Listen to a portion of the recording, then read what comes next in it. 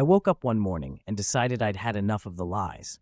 My wife had been coming home late, dressing up more than usual, and always had some excuse that never quite added up. I knew she was cheating, but every time I tried to confront her, she'd twist my words or cry until I dropped it. So I did something desperate. I pretended to have amnesia after a minor car accident, hoping she'd slip up and reveal the truth while thinking I couldn't remember who she really was. She leaned into the act, doting on me, feeding me stories about our happy marriage, but I kept my guard up. I watched her every move, feigned confusion, and asked questions I already knew the answers to. There were moments her mask would slip.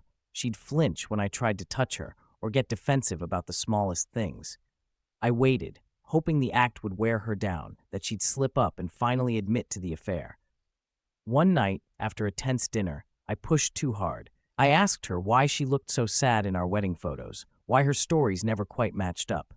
She just stared at me, and for the first time, I saw something raw in her eyes, something tired and angry. She confessed. Not about cheating, at least not at first. She told me she'd been pretending to love me for years, playing the perfect wife because it was easier than admitting she'd never felt for me what she thought she should. But yes, she said, she'd met someone else, someone who made her feel alive, someone she wished she'd met before me.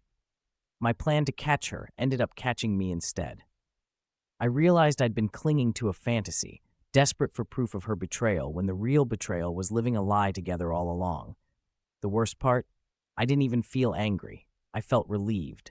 I'd faked amnesia to force the truth, but the truth was I'd been pretending too, pretending not to see the cracks, pretending I could fix something that was broken long before the cheating ever started.